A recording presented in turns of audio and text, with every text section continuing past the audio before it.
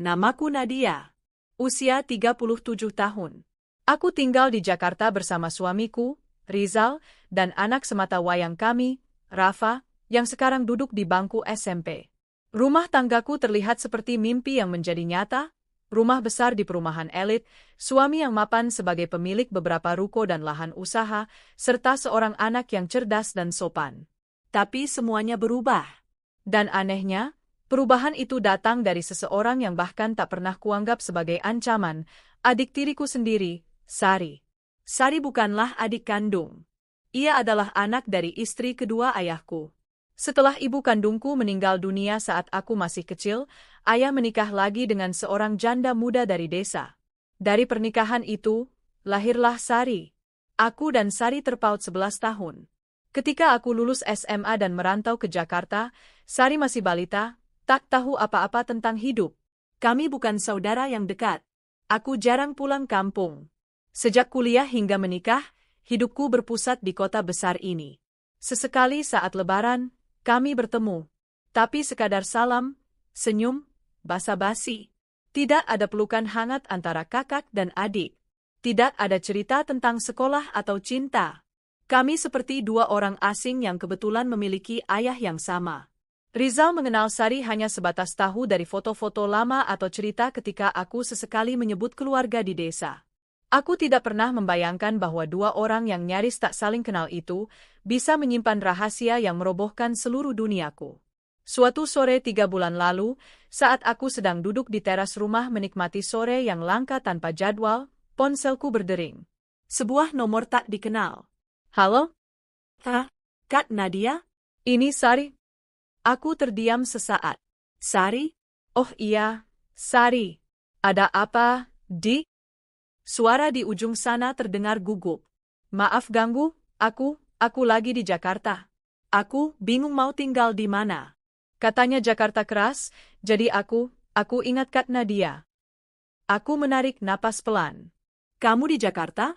Ada urusan apa? Mau cari kerja, Kak, di desa susah, Kak.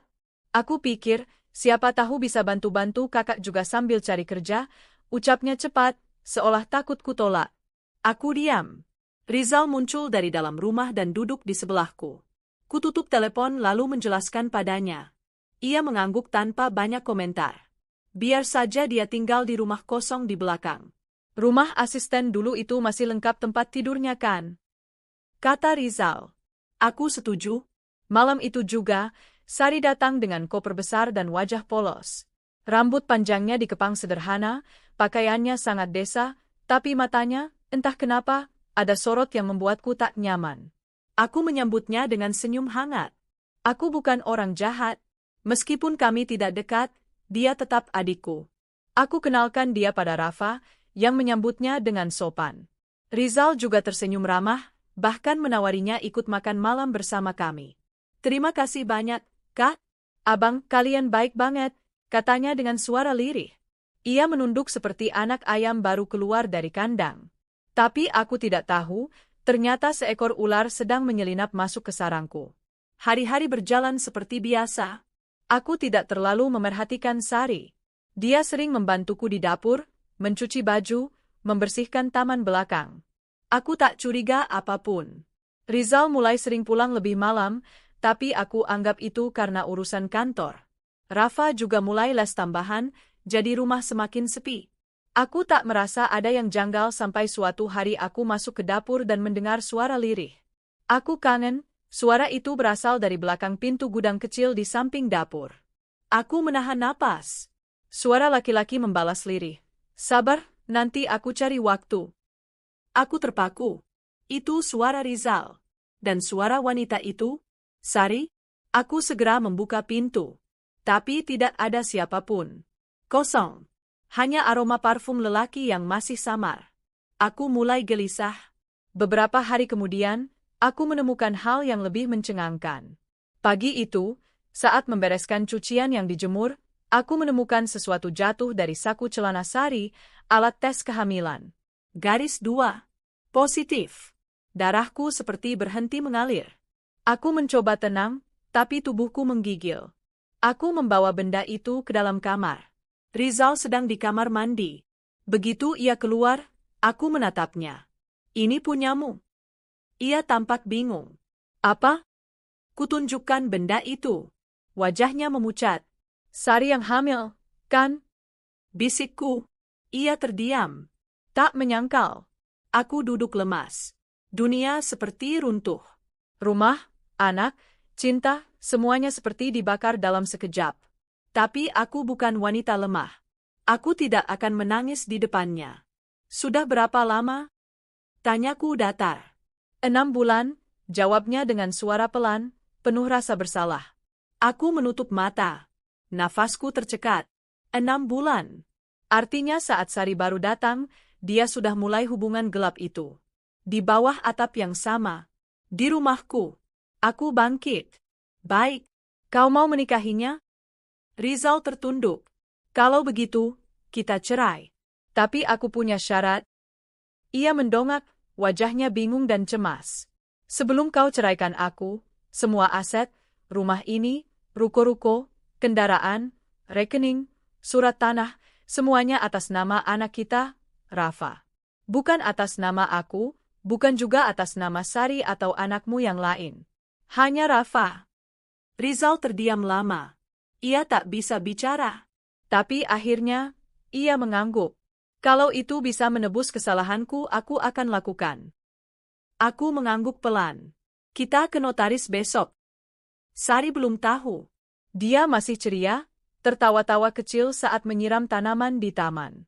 Mungkin dia berpikir dia sudah menang. Bahwa dia telah merebut suamiku, rumahku, hidupku. Tapi aku tidak akan menyerah semudah itu. Aku bukan wanita yang bisa dikalahkan dengan satu perselingkuhan. Aku tidak butuh harta. Tapi anakku berhak atas semuanya.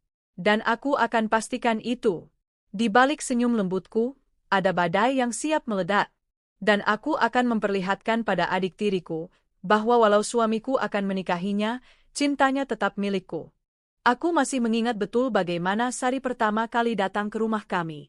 Waktu itu sore hari, gerimis baru saja reda, dan pelataran rumah masih basah. Suaraku tercekat saat melihat sosoknya berdiri di depan pagar. Baju sederhananya melekat pada tubuh kurusnya, koper besar berada di samping kakinya yang penuh lumpur desa. Ada sorot memelas di matanya. Assalamualaikum, Kat, suaranya lirih, nyaris tenggelam dalam hembusan angin. Aku membuka pagar tanpa banyak tanya.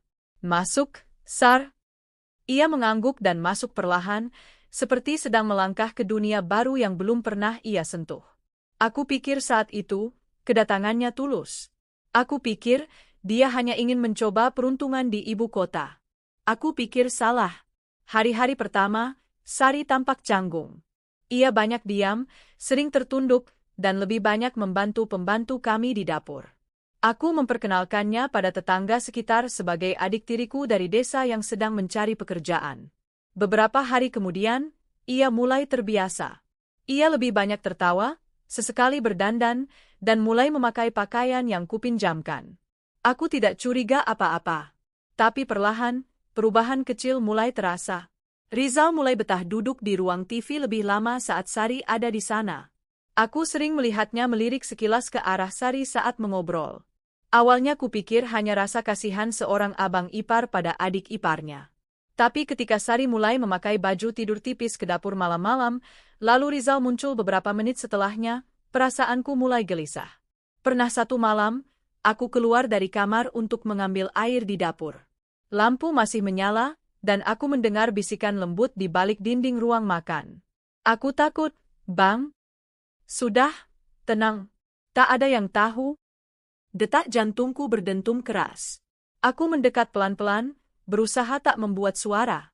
Tapi sebelum aku bisa melihat lebih jauh, langkah kaki bergegas dan suara kursi terseret membuyarkan semuanya. Sari muncul, kaget melihatku. Kak, kakak belum tidur? Tanyanya gugup. Aku menatapnya dalam diam. Mau ambil air? Oh, ya, aku juga tadi lapar, jadi bikin teh, ujarnya sembari berjalan melewatiku cepat-cepat. Aku tak menanggapi. Tapi malam itu, aku tak bisa tidur. Suamiku berubah. Sari berubah. Rumah ini berubah. Suatu pagi, saat aku sedang duduk di ruang kerja, Rafa menghampiriku sambil mengernyit. "Emah, tadi malam papa ke rumah belakangnya?" Aku menoleh. "Kenapa kamu tanya begitu?" "Soalnya waktu aku ke belakang ambil raket, aku lihat lampunya nyala. Tapi pas aku panggil Tante Sari, yang keluar malah papa." Hatiku mencelos. Aku tersenyum datar. Mungkin papa bantu Tante Sari benerin keran. Rafa mengangguk, polos. Namun malam itu, aku menunggu. Di balik tirai jendela lantai 2, aku mengawasi rumah kecil di belakang halaman, bekas rumah pembantu yang sekarang dihuni Sari. Dan benar saja, sekitar pukul 11 malam, bayangan Rizal terlihat berjalan menuju sana. Tak lama kemudian, pintu dibuka, dan Rizal masuk tanpa ragu. Dadaku sesat. Tanganku menggenggam tirai erat. Aku ingin membongkar mereka saat itu juga. Tapi aku tahu, kemarahan hanya akan membuatku kalah. Aku butuh bukti. Dan aku butuh strategi. Hari demi hari, aku menahan diri. Aku tetap tersenyum pada Sari saat sarapan. Tetap menyapa Rizal seperti biasa. Tapi dalam diam, aku mengatur segalanya. Aku mulai mengalihkan sebagian besar aset usaha Rizal ke nama anak kami, Rafa. Perlahan dan diam-diam. Dan akhirnya, seperti yang sudah kutuliskan sebelumnya, hari itu datang. Tes kehamilan di kamar mandi. Pengakuan dari bibir mereka sendiri. Pengkhianatan yang tak bisa dimaafkan. Aku tahu banyak wanita akan menangis meraung-raung, mengusir adik tirinya dan memaki suaminya. Tapi tidak aku. Aku ingin mereka berpikir mereka menang, sebelum akhirnya kuhancurkan harapan mereka dengan satu keputusan dingin. Sari duduk di ruang tamu sore itu. Perutnya mulai membuncit. Ia terlihat manis, mengenakan gamis longgar dan selendang kecil di bahunya. Ia sedang memegang ponsel dan tertawa-tawa kecil. Begitu melihatku, tawanya hilang, berganti wajah manis pura-pura polos. "Kak Nadia, ada yang bisa aku bantu?" Aku duduk di hadapannya, tersenyum. "Tidak, Sar.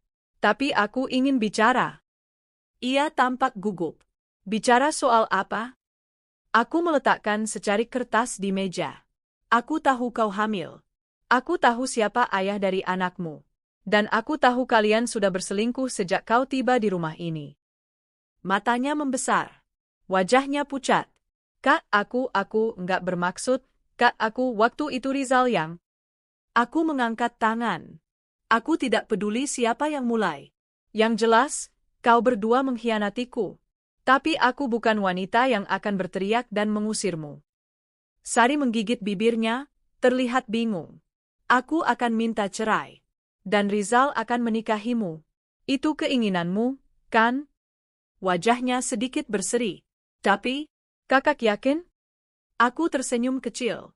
"Tapi sebelum itu, semua harta milik Rizal akan dihibahkan untuk Rafa. Semua, tanpa tersisa." Sari terdiam. Terpaku. "Tidak akan ada 1 rupiah pun untukmu. Tidak 1 rumah, tidak 1 lahan. Rizal akan menikahimu karena tanggung jawab. Tapi harta tetap milik anakku. Dan aku akan pastikan itu." Sari menggeleng panik. "Tapi, Kak, aku juga mengandung anaknya." "Anak yang kau dapat dari hubungan gelap? Aku tak peduli." Air matanya mulai jatuh. "Kak Nadia, jangan begitu, aku juga butuh masa depan." Aku berdiri. "Kau menghancurkan masa depan orang lain duluan, Sari." Beberapa hari kemudian, kami resmi menghadap pengacara. Rizal menandatangani akta hibah dan surat warisan. Semua aset, mulai dari rumah utama, mobil, rekening, sampai saham di 2 perusahaan kecil, semuanya atas nama Rafa. Rizal diam. Ia tak bicara sepatah kata pun selama proses itu. Aku tahu ia malu. Tapi bukan malu pada Sari, ia malu padaku. Malu pada Rafa. Begitu surat selesai, aku berdiri, menatap Rizal dengan tenang. "Kita bisa ajukan gugatan cerai minggu depan. Aku akan mengurus semuanya." Ia menunduk. "Maaf, Nak." Aku menatapnya tajam. "Jangan minta maaf. Jalani saja tanggung jawabmu." Minggu berikutnya, aku pergi dari rumah itu bersama Rafa. Kami tinggal di apartemen kecil yang juga sudah kuhibahkan atas nama Rafa sebelumnya. Aku memulai hidup baru, tanpa air mata, tanpa dendam, tapi dengan tekad membara bahwa aku tidak akan kalah oleh wanita licik seperti Sari. Sementara itu, Sari tinggal di rumah utama bersama Rizal. Ia pikir dia menang. Ia pikir dia berhasil menggeserku dari hidup suamiku. Tapi tak lama lagi, Sari akan tahu, apa yang ia raih bukanlah kemenangan, tapi kehampaan. Rumah itu kini bukan milikku lagi. Bukan tempatku pulang, bukan ruang hangat yang dulu kucintai. Setelah proses perceraian selesai, aku benar-benar menyerahkan semua, bukan karena aku lemah, tapi karena aku sudah punya rencana besar. Semua harta yang mereka pikir telah mereka rebut, sudah lebih dulu kuamankan. Dan bukan untukku, melainkan untuk Rafa, anakku satu-satunya. Rizal mungkin sudah menikahi Sari, tapi aku tahu hati dan nuraninya remuk oleh rasa bersalah. Bukan karena kehilangan aku sebagai istri, tapi karena ia kehilangan kehormatan sebagai ayah di mata anaknya sendiri. Sudah 2 minggu sejak aku dan Rafa pindah ke apartemen. Kami memilih tempat sederhana, tidak terlalu mewah, tapi nyaman. Rafa tumbuh semakin dewasa dalam diamnya. Ia jarang bicara soal ayahnya, tapi dari matanya aku tahu ia kecewa. "Ma," katanya suatu malam di meja makan. Aku menoleh lembut. "Ya, sayang? Papa benar-benar tinggal sama Tante Sari sekarang?" Aku menarik napas dalam-dalam. "Iya, Nak." Rafa menunduk. "Jadi adikku bakal dari dia, ya?" Aku ingin menjawab dengan netral, tapi air mataku menahan. "Iya, tapi kamu tetap satu-satunya anak papa yang akan punya semua warisan dan hak." "Bukan itu yang aku pedulin, Emma, aku cuma..." Ia berhenti, menatapku. "Papa berubah, ya?" Aku mengangguk pelan. "Tapi kamu gak perlu khawatir. Kamu masih punya mama, dan mama akan jaga kamu sampai kapanpun." Ia mengangguk dan menunduk, mencoba tegar. Hatiku remuk, tapi aku tahu kami akan melewati semua ini bersama. Sementara itu, di rumah besar yang dulu pernah jadi milikku, Sari mulai menikmati peran barunya sebagai nyonya rumah. Ia mengatur rumah dengan gaya barunya, bunga-bunga desa dipajang di ruang tamu, taplak-taplak berenda menghiasi meja makan, dan ia mulai mengundang teman-teman lamanya dari kampung untuk berkunjung. Namun ada yang berbeda. Rizal tidak bahagia. Setiap kali Sari berbicara padanya, tatapan Rizal kosong. Ia menjawab seperlunya. Bahkan tidur pun mereka pisah kamar. Sari mulai merasa tidak nyaman, tetapi menahan. Ia berpikir, lambat laun, Rizal akan mencintaiku. Yang ia tidak tahu, cinta itu sudah habis, dan rasa hormat pun telah musnah. Puncaknya terjadi 2 minggu setelah pernikahan mereka. Pagi itu, Sari tanpa sengaja masuk ke ruang kerja Rizal yang tak pernah boleh diganggu. Ia ingin memberitahu bahwa makanan pagi sudah siap. Tapi di sana, ia menemukan tumpukan berkas di atas meja. Salah satunya, surat hibah aset dengan nama Rafa sebagai penerima tunggal. Matanya membesar. Jantungnya berpacu cepat. Dibacanya satu persatu, rumah utama, mobil Alphard, 3 ruko di Cibubur, 2 lahan di Bogor, 1 villa di Puncak, semua atas nama Rafa. "Tidak mungkin," bisiknya. "Tidak mungkin." Ia mengguncang meja, marah, panik, kecewa, dan takut dalam satu waktu. Saat itulah Rizal masuk. "Sari, ngapain kamu di sini?" Sari membalikkan tubuhnya dengan wajah merah dan mata berair. Kamu kasih semua ini buat anak dari istrimu yang pertama. Gimana dengan anakku? Gimana dengan aku?" Rizal menarik napas, menahan emosi. "Sari, tenangkan dirimu dulu." "Tenang? Gila kamu, Bang. Aku hamil anakmu. Dan kamu malah kasih semua harta ke anak dari perempuan yang sudah kamu ceraikan." Rizal memejamkan mata. "Karena aku punya tanggung jawab, aku salah. Aku hancurkan keluarga itu, dan ini satu-satunya cara untuk menebusnya." Sari menggeleng-geleng tak percaya. "Kau lebih pilih dia, ya? Masih cinta dia, ya?" "Tuh." Rizal menatap lurus ke mata Sari. "Iya, aku masih cinta Nadia. Dan akan selalu begitu. Tapi aku juga bertanggung jawab padamu. Itu kenapa aku nikahi kamu. Tapi jangan berharap lebih." Sari terduduk di lantai ruang kerja. Tangisnya pecah. Ia membayangkan hidup mewah yang dulu ia impikan. Ia yakin ia akan menggantikan posisi Nadia sepenuhnya. Tapi ternyata, yang ia dapat hanya label istri kedua, tanpa kehormatan, tanpa cinta, dan tanpa harta. Ia teriak, dia pasti yang minta kamu kasih semua ini ke anaknya. Ini semua rencana dia, kan? Dia cuma pura-pura ikhlas, pura-pura bijak. Dia licik. Rizal menjawab dingin, dia tidak licik. Dia cerdas. Dan aku yang bodoh. Beberapa hari setelah itu, Sari datang ke apartemenku. Ia mengetuk pintu seperti orang kalap. Rafa sedang di sekolah, jadi aku sendiri yang membukakan pintu. Aku tak terkejut melihat wajahnya merah dan matanya sembab. Kau puas? Ya, katanya dingin. Aku hanya tersenyum. Masuklah kalau mau bicara baik-baik. Tak usah, katanya keras. Kau manipulatif. Kau atur semua ini supaya aku tak dapat apa-apa. Aku menatapnya dengan tenang. Kau pikir mudah bagiku kehilangan suami? Tapi aku tidak kehilangan harga diriku. Kau punya suamiku, tapi aku punya semua yang berarti baginya, anaknya dan hormatnya. Sari mengertakkan gigi. Aku juga mengandung anaknya. Aku tersenyum miring. Yang kau kandung mungkin anaknya, tapi bukan warisannya. Kau selingkuh. Kau menusukku dari belakang. Kau pikir dunia akan berpihak padamu. Air mata Sari mengalir deras. Aku cuma ingin hidup lebih baik, aku nggak kuat di desa, aku cuma pengen dihargai. Aku menatapnya, dan untuk sesaat, aku melihat ketakutan nyata dalam dirinya. Sari, kataku lembut tapi tajam. Kau salah jalan. Dan sekarang kau menuai akibatnya. Ia memalingkan wajah, menahan tangis. Aku benci kamu. Aku menjawab tenang, itu hakmu. Tapi yang perlu kau tahu, tidak semua yang kau inginkan akan jadi milikmu hanya karena kau mengandung anak seorang pria. Dunia tak bekerja seperti itu. Sejak hari itu, Sari tak pernah datang lagi. Aku mendengar kabar dari mantan pembantuku bahwa rumah besar itu semakin sepi. Rizal lebih sering tinggal di kantor, dan Sari semakin murung. Kehamilannya berjalan penuh tekanan.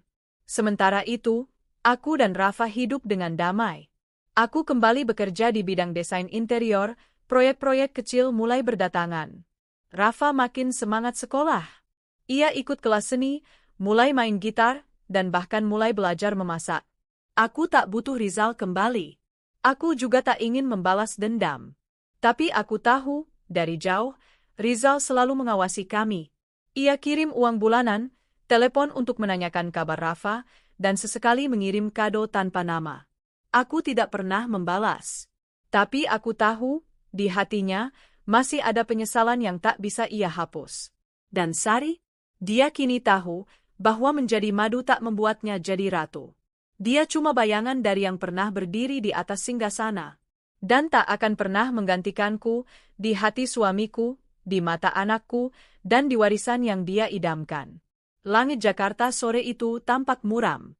Awan gelap menggantung rendah seperti mencerminkan suasana hatiku. Aku duduk di teras apartemen sambil memandangi jalanan yang dipenuhi kendaraan padat, membiarkan hembusan angin menyibak helai rambutku yang terurai. Di dalam apartemen, Rafa sedang belajar online, sesekali bertanya tentang tugasnya. Kehidupan kami memang berubah, tapi tidak hancur. Justru sejak kami pindah ke apartemen sederhana ini, rasanya aku dan Rafa justru lebih dekat dan tenang. Namun, pikiranku belum sepenuhnya damai. Ada satu urusan yang belum selesai, urusan warisan. Dulu, saat awal menikah dengan Rizal, aku ikut membantu membesarkan usaha keluarga. Dari satu ruko kecil, kami membangun hingga punya 3 cabang. Aku yang mengatur interior, pemasaran, dan bahkan membina karyawan. Semua dilakukan bersama.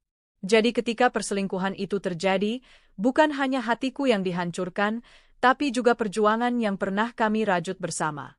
Aku tidak bisa menghapus luka itu. Tapi aku bisa memastikan hasil keringatku tidak jatuh ke tangan orang yang menghancurkan hidupku, Sari. Karena itu, saat Rizal mengaku dan aku memutuskan untuk bercerai, aku tak minta banyak. Aku hanya bilang, silakan kau nikahi Sari. Tapi semua warisan jatuh ke tangan Rafa. Tanpa sisa. Tanpa pengecualian. Dan itu harus tercatat di depan notaris, disahkan secara hukum. Rizal tidak melawan. Ia hanya menunduk, dengan mata yang terlihat lelah dan kosong. Aku bersalah, Nat. Aku tahu aku hancurkan semuanya. Kau boleh atur semuanya, asal Rafa tetap mendapatkan yang terbaik. Dan aku pun melakukannya. Bersama pengacara dan notaris, aku menyusun dokumen hibah dan surat waris yang mengunci semua aset dalam kendali Rafa. Meski usianya belum cukup dewasa, aku sebagai wali sahnya punya kendali penuh sampai nanti dia berusia 21 tahun. Termasuk rumah besar yang kini ditempati Rizal dan Sari, semua suratnya atas nama Rafa. Sari belum tahu. Dan aku ingin menyimpan kejutan itu sampai waktunya tepat. Karena aku tahu, ia akan meradang. Akan histeris. Tapi itulah pembalasan yang paling halus, bukan dengan kata-kata, tapi dengan kenyataan yang tak bisa dia lawan.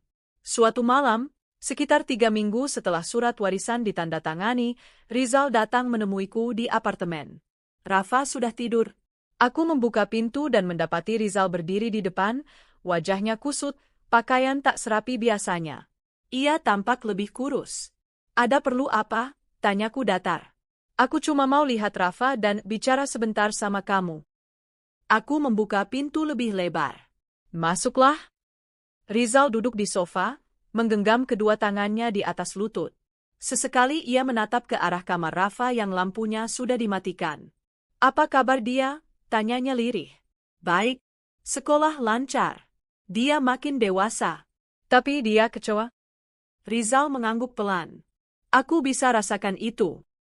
Lalu ia diam lama. Aku menunggu. Aku merasa kosong, Nat, katanya akhirnya. Sari, dia bukan kamu. Rumah itu, tak ada jiwanya. Aku tak bisa nyaman di sana. Aku tidur di kamar sendiri. Kami jarang bicara. Bahkan saat dia bicara soal anak yang dikandungnya, aku tak tahu harus merasa apa. Aku memandangnya tanpa emosi. Kau yang memilih jalan itu, Rizal. Aku tak memaksamu. Benar, ia mengangguk, menunduk dalam. Tapi aku ingin kamu tahu, kalaupun aku harus jalani semua ini, aku tetap akan penuhi semua yang kau minta. Rafa tetap pewaris tunggal. Aku janji, Sari tidak akan dapat apa-apa. Aku mengangguk pelan. Bagus, pastikan kau pegang janji itu. Karena itu satu-satunya bentuk tanggung jawabmu yang tersisa. 2 hari setelahnya, seperti yang kuduga, badai pun datang. Pagi-pagi sekali, aku menerima telepon dari nomor tak dikenal. Aku hampir tidak mau mengangkatnya, tapi entah kenapa jari ini menekan tombol jawab. Ternyata Sari. Kau puas, ya? Kau puas melihat aku seperti ini? Aku menarik napas panjang. Tenang, Sar. Ada apa? Kau manipulatif. Kau buat Rizal menandatangani semua surat itu. Rumah, tanah, ruko, bahkan mobil. Semuanya atas nama Rafa. Bagaimana dengan aku? Aku istrinya sekarang. Aku menjawab datar, dan aku adalah ibu dari anak kandung pertama Rizal. Anak yang lahir dari pernikahan sah dan utuh.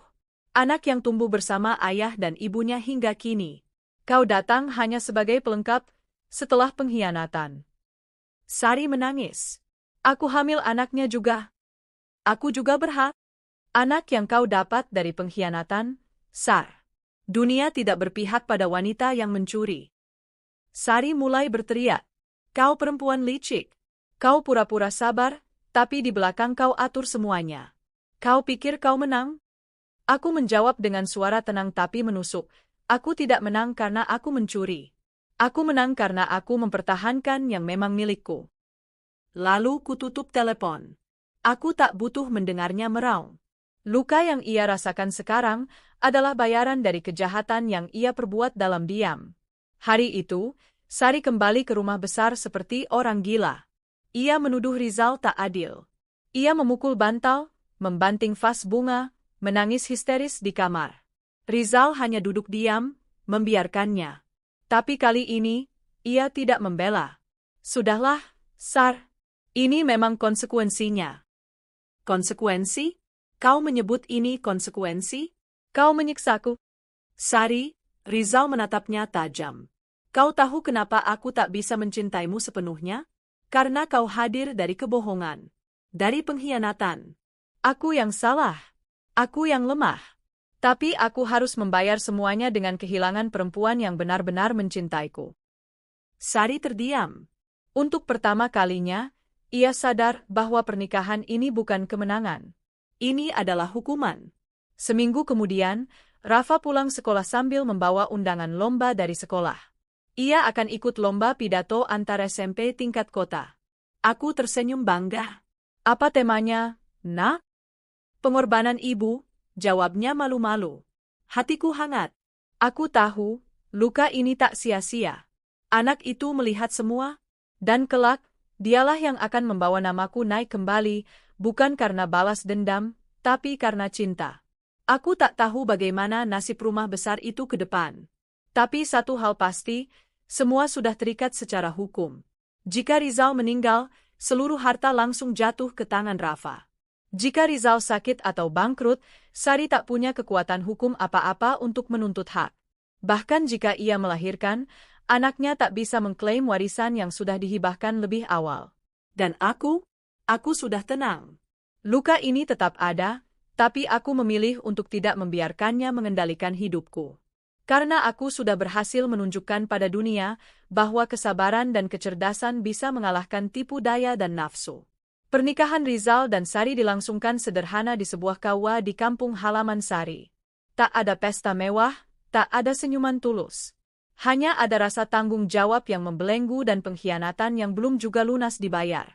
Sari begitu bahagia, tapi kebahagiaan itu hanya bertahan sementara. Ia pikir, begitu resmi menjadi istri Rizal, hidupnya akan berubah glamor seperti kakaknya. Tapi kenyataan berbicara lain. Rizal kembali ke Jakarta sendirian sehari setelah pernikahan. Ia bahkan tak menunggu hingga malam tiba. Ada urusan penting dengan anakku. Jawabnya singkat saat Sari memohon agar ia tinggal barang 2 malam. Sari kecewa, tapi ia mencoba mengerti. Ia pikir, setelah ini Rizal akan segera membawanya ke Jakarta dan hidup bersama sebagai suami istri. Tapi hari berganti minggu, minggu berubah bulan, dan Rizal hanya datang beberapa kali tanpa pelukan, tanpa ciuman, tanpa kemesraan. Sementara itu di Jakarta, aku menjalani hari-hari seperti biasa bersama anakku, Dira. Wajah kecil itu menjadi kekuatanku, satu-satunya alasan aku bertahan dan tidak hancur saat dikhianati. Rumah kami tetap seperti dulu, Rizal masih membayar semua kebutuhan rumah dan sekolah Dira, tapi dia tak tinggal di sana lagi. Namun hampir setiap hari, ia datang ke rumah. Membantu Dira mengerjakan PR, menemaninya makan malam, bahkan mengantar ke sekolah. Papa nggak tinggal di sini lagi, tanya Dira suatu malam, polos. Aku menatapnya dengan senyum tipis. Papa sekarang tinggal di tempat lain, tapi dia tetap sayang sama kamu. Kamu anak papa satu-satunya. Dira mengangguk, lalu melanjutkan makannya tanpa curiga. Ya, hanya Dira. Karena anak yang dikandung Sari belum lahir, dan lebih dari itu, Rizal sudah menetapkan semuanya. Semua warisan, seluruh aset perusahaan, saham, tanah, rumah, semuanya atas nama Dira. Tidak ada yang tersisa untuk siapapun, termasuk anak yang dikandung Sari. Di desa, Sari mulai merasa aneh.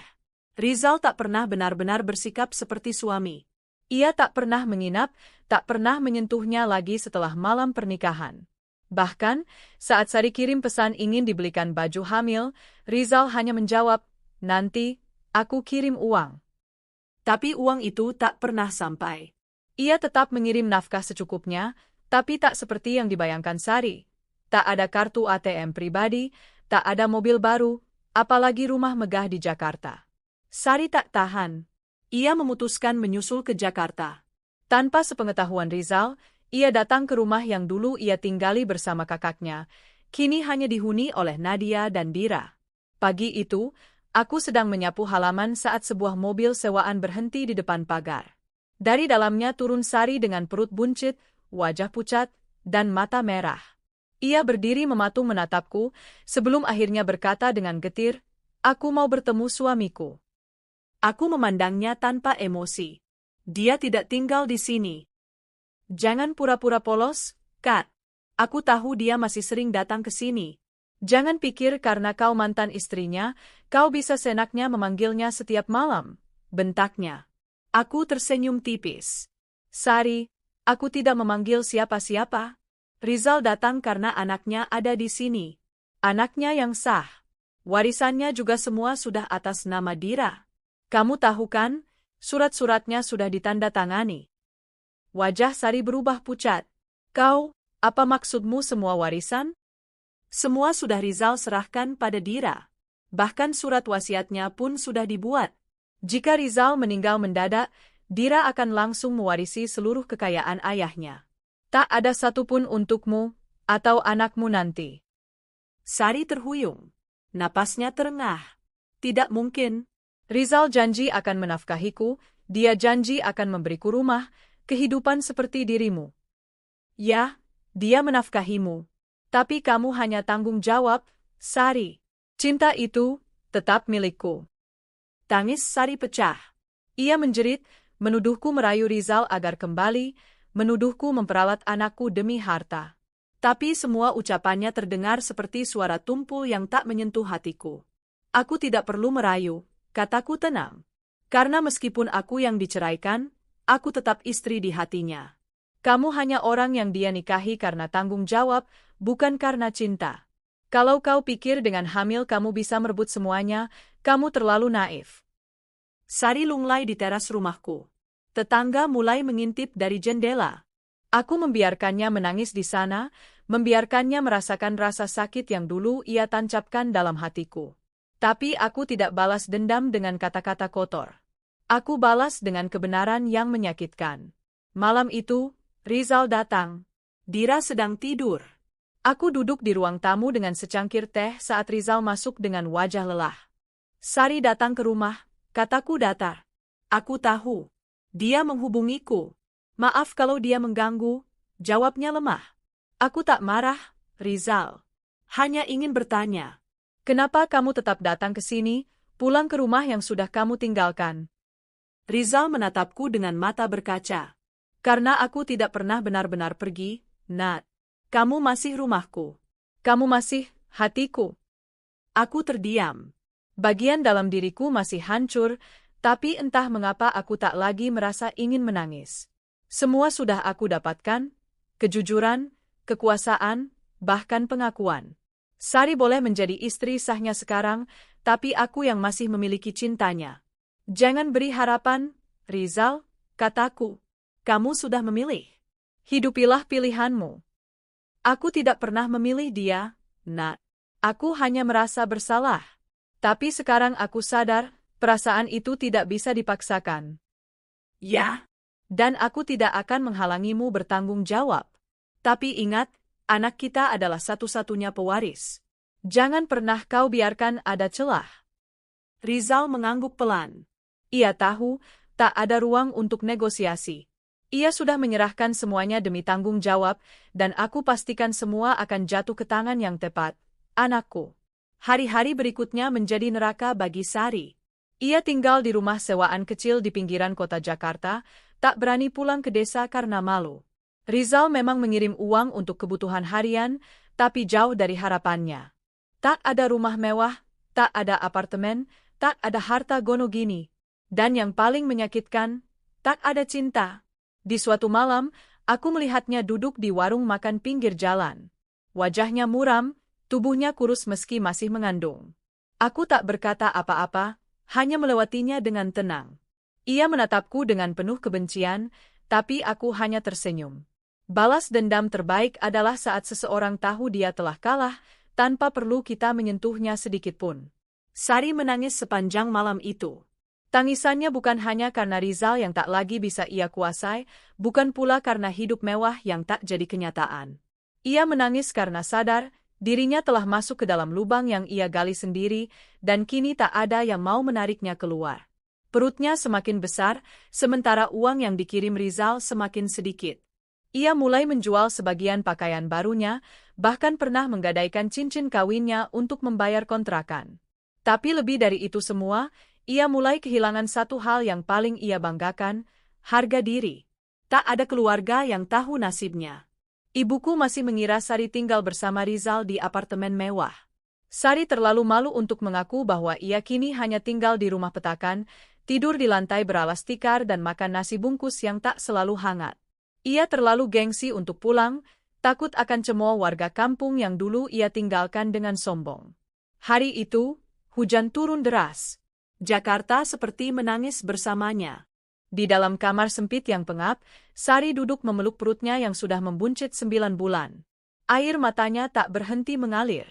Ia merasa sendiri, terlupakan, dan dibuang oleh semua orang yang dulu ia injak-injak demi kebanggaan semu. Sampai tiba-tiba, kontraksi itu datang.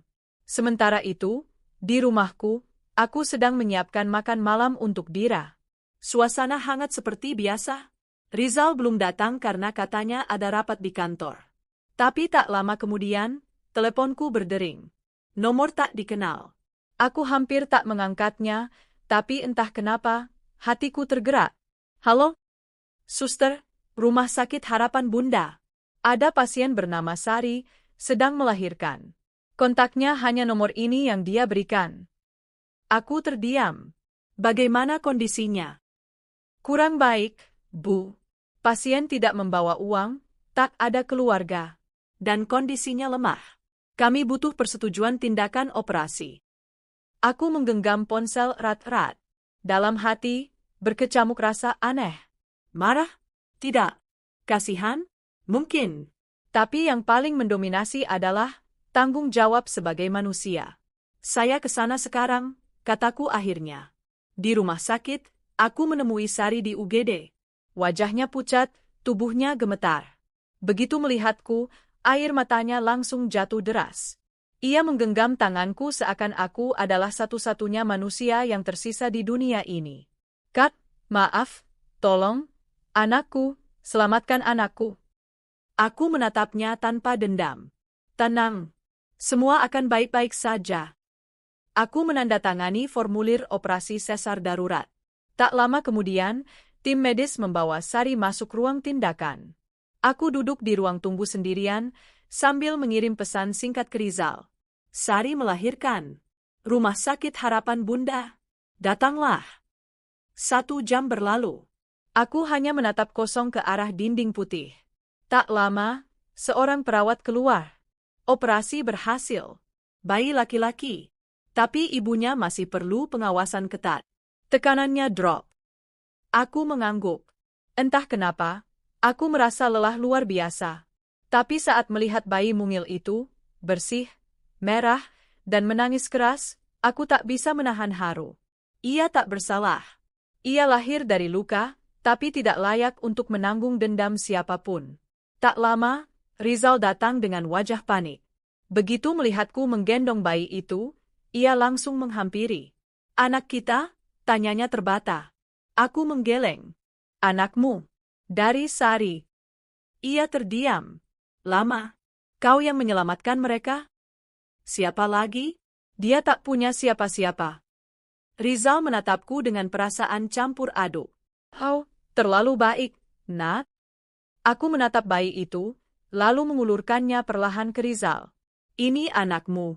Tapi ingat, satu-satunya pewaris tetap Dira. Anak ini, kamu urus sendiri. Hari-hari setelah kelahiran bayi itu menjadi titik terendah dalam hidup Sari. Meski selamat, tubuhnya belum sepenuhnya pulih. Ia mengalami baby blues parah. Setiap malam ia menangis histeris, merasa hidupnya sudah hancur total.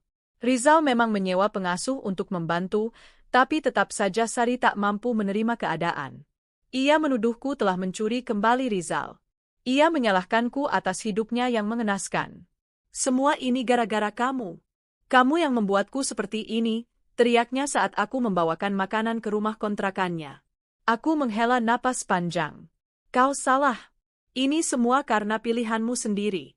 Kau yang serakah, kau yang menghancurkan rumah tangga orang, dan kau yang terlalu percaya bahwa kehamilan bisa membuatmu menang. Sari membanting piring. Bayinya menangis keras. Aku segera menggendong si kecil dan mengelus punggung mungilnya. Sari, hidup tidak selesai sampai di sini. Kalau kau mau berubah, aku bisa bantu. Tapi kalau kau terus seperti ini, kau hanya akan membuat anakmu ikut hancur. Ia menangis. Kali ini lebih lirih. Lebih manusiawi. Beberapa minggu kemudian, Rizal datang menemuiku di rumah. Wajahnya terlihat lebih tenang, tapi juga letih. Nat, aku putuskan untuk membawa Sari dan anaknya keluar kota. Aku belikan rumah kecil di Bandung. Akan aku siapkan uang bulanan, dan semua akan ditangani asisten. Aku menatapnya, bingung. Kenapa tidak tetap di sini saja? Karena Sari butuh jauh dari kamu. Setiap melihatmu, dia menganggap kamu musuh. Aku tak ingin dia menyakiti dirimu, atau Dira. Dan, aku ingin kita punya ruang untuk tenang. Aku hanya mengangguk. Asal kamu pegang janji. Dira tetap anakmu satu-satunya yang berhak atas semua itu. Tidak perlu dikhawatirkan. Surat wasiat dan akta sudah jadi. Semua atas nama Dira. Aku tidak akan mengulang kesalahan. Beberapa bulan kemudian, hidupku kembali tenang. Dira tumbuh menjadi anak yang cerdas dan ceria. Aku mulai membuka toko online kecil-kecilan, menjual kerajinan tangan dan produk rumah tangga. Aku tidak lagi terlalu memikirkan Rizal, meski ia masih sering datang menengok Dira. Di Bandung, Sari mulai belajar menerima kenyataan. Ia tak bisa lagi menyalahkanku. Ia sibuk mengurus bayi, menyusui, berganti popok, dan belajar menjadi ibu. Perlahan-lahan, ia berubah. Tidak lagi tampil glamor, tidak lagi bicara dengan nada tinggi. Ia mulai menjadi manusia biasa. Suatu hari, aku mendapat surat dari Sari. Tulisan tangannya masih sama. Kak Nadia, maafkan aku. Aku sudah terlalu banyak menyakitimu. Aku terlalu iri, terlalu serakah. Kini aku tahu, menjadi istri bukan soal status, tapi soal hati. Dan hatinya, tak pernah aku miliki. Aku tak minta kau menerima aku lagi, tapi aku harap suatu saat, anakku dan anakmu bisa menjadi saudara yang saling menyayangi. Terima kasih telah menyelamatkanku. Sari, aku menangis membaca surat itu. Bukan karena sedih, tapi karena akhirnya, adik tiriku belajar menjadi manusia. 3 tahun telah berlalu sejak malam itu, malam ketika Sari melahirkan dalam keadaan mengenaskan dan aku memilih memaafkan semua luka yang ia torehkan. Banyak hal telah berubah. Wajahku memang tetap sama, tapi hatiku jauh lebih damai. Rizal kini tinggal di luar kota, pindah ke Surabaya untuk mengelola cabang perusahaan keluarga. Hubungan kami tetap baik sebagai orang tua dari Dira, walau secara status hukum kami sudah tak lagi suami istri. Perceraian itu terjadi tanpa pertengkaran. Kami duduk, bicara, dan menyadari bahwa cinta kami sudah lama hilang, bukan karena Sari, tapi karena kami terlalu sibuk mempertahankan, harusnya, daripada mengakui, sebenarnya. Aku lega, karena akhirnya, aku bisa hidup tanpa bayang-bayang. Dira tumbuh menjadi gadis kecil yang ceria. Kini ia sudah mulai masuk TK dan selalu semangat tiap pagi. Kadang ia bertanya, "Mama, kenapa ayah tinggal jauh?" Dan aku akan menjawab, "Karena ayah kerja di tempat yang lebih besar." Tapi Dira tetap kesayangan ayah. Ia akan mengangguk dan tersenyum, seolah itu cukup. Dan aku sibuk membesarkan mimpiku sendiri. Toko online-nya kini sudah berkembang jadi sebuah galeri kecil di Jakarta Selatan, menjual berbagai kerajinan tangan hasil karya ibu-ibu rumah tangga yang kutraining dari berbagai daerah. Aku ingin membuktikan bahwa perempuan, betapapun sederhana penampilannya, bisa punya tempat di dunia ini, asal tidak berhenti berusaha. Hidup memang tak sempurna, tapi aku belajar menciptakan bahagia dalam bentukku sendiri. Suatu siang yang hangat, saat aku sedang memeriksa stok di galeri, seorang wanita datang bersama anak lelaki kecil berusia sekitar 3 tahun. Rambut ikal si anak membuatku langsung tahu, itu pasti anak Rizal dan Sari. Dan benar saja, wanita itu adalah Sari. Tapi bukan Sari yang dulu. Ia datang dengan wajah tenang, mengenakan baju sederhana tanpa make-up berlebihan. Wajahnya sedikit lebih tirus, mungkin karena kesibukan mengurus anak. Tapi sorot matanya berbeda. Ada keikhlasan yang tak pernah kulihat sebelumnya. Aku berdiri, kaku sejenak, lalu tersenyum. "Sir?" Ia mengangguk, lalu menggandeng anak kecil itu mendekat. "Ini Ryan. Anakmu juga, dalam arti, dia adiknya Dira." Aku menatap bocah itu yang kini bersembunyi di balik kaki ibunya. Hai, Ryan. Aku Tante Nadia. Anak itu mengintip dan tersenyum malu. Sari mengangkatnya, lalu berkata pelan, aku minta maaf datang tanpa kabar. Tapi aku merasa sudah waktunya aku berdiri bukan sebagai musuhmu, tapi sebagai saudara. Aku terdiam. Suara Sari berbeda. Lebih tenang, lebih jujur. Aku sudah lama ingin ke sini, tapi rasa malu menahanku. Tapi makin hari, aku sadar kita sudah terlalu lelah untuk menyimpan dendam. Aku ingin hidupku damai. Dan aku tahu, itu hanya bisa terjadi kalau aku berdamai denganmu. Aku menghela napas. Aku sudah lama berdamai, Sar. Bahkan sejak malam kau melahirkan. Sari tersenyum, matanya berkaca-kaca. Kau tahu, setelah semua yang terjadi, aku sempat menyalahkan semua orang. Tapi saat aku sendirian di malam-malam gelap, hanya suara tangis anakku yang membuatku sadar, aku harus berubah. Untuk dia. Bukan untuk Rizal. Bukan untuk membuktikan apa-apa. Tapi untuk jadi ibu yang pantas. Aku memandangnya lama, lalu mempersilakan dia duduk. Ryan berlari-lari kecil ke pojok ruangan, tertarik dengan pajangan kayu lucu berbentuk gajah. Kau tinggal di mana sekarang? Tanyaku. Masih di Bandung. Aku ikut komunitas ibu tunggal dan mulai belajar mengaji anak-anak di musola. Lumayan, aku merasa berguna. Bagus, kataku tulus. Itu hal yang indah. Hening sejenak. Lalu Sari berkata lirih, kalau boleh, sesekali, aku ingin Ryan main dengan Dira. Aku ingin mereka kenal sebagai saudara, bukan sebagai cerita masa lalu kita. Aku mengangguk. Tentu saja. Aku akan senang. Sari tersenyum. Senyum penuh penyesalan, tapi juga keberanian untuk memperbaiki. Beberapa bulan setelah itu, Ryan dan Dira sering bermain bersama. Kadang aku dan Sari bertemu di taman, berbagi bekal dan cerita. Anehnya, aku tidak lagi merasa kesal atau canggung. Ada sesuatu yang menyembuhkan dalam pertemuan kami. Mungkin karena akhirnya, kami tak lagi melihat satu sama lain sebagai musuh, tapi sebagai dua wanita yang sama-sama pernah disakiti, dan sama-sama memilih bangkit. Suatu hari, saat kami duduk di bangku taman, Sari menatapku dan bertanya, Kak Nadia, kalau boleh tahu, apa hal paling kau sesali dalam hidupmu? Aku tersenyum kecil, menyerahkan diriku pada pertarungan yang tak perlu. Dulu, aku terlalu sibuk mempertahankan pernikahan yang jelas-jelas tak sehat, hanya karena takut dianggap gagal. Aku lupa, bahagia itu bukan dari gelar istri, tapi dari ketenangan hati. Sari menunduk. Aku juga menyesal karena pernah berpikir hidup bisa aku rebut dari tangan orang lain. Ternyata, kebahagiaan itu bukan warisan. Harus dibangun sendiri. Kami saling tertawa. Entah sejak kapan, tawa itu tak lagi terasa pahit. Kini, aku menjalani hidup sebagai single mom dengan tenang. Galeriku berkembang, aku mulai sering diundang menjadi pembicara komunitas perempuan. Aku ajarkan tentang penguatan diri, tentang bagaimana luka bisa menjadi bahan bakar untuk bangkit, bukan untuk membalas. Rizal sesekali datang, dan hubungannya dengan Dira baik-baik saja. Ia juga mulai lebih bertanggung jawab pada Ryan. Tapi antara aku dan dia, tidak ada lagi kata cinta. Dan anehnya, itu membuatku lebih lega. Suatu malam, saat aku menatap Dira yang tidur pulas, aku merenung. Hidupku tidak seperti dongeng. Aku tidak kembali bersatu dengan suami. Aku tidak jadi orang kaya raya atau tinggal di istana.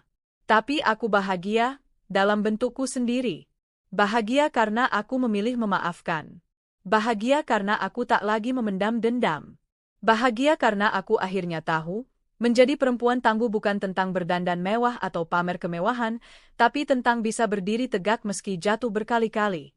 Dan Sari, adik tiriku yang dulu menjadi duri, kini berubah menjadi kawan yang tak kuduga. Kami memang bukan sahabat, tapi kami berdamai. Dan itu sudah lebih dari cukup. Karena bahagia tak selalu harus sempurna. Kadang cukup dengan damai, dan tidak sendiri lagi.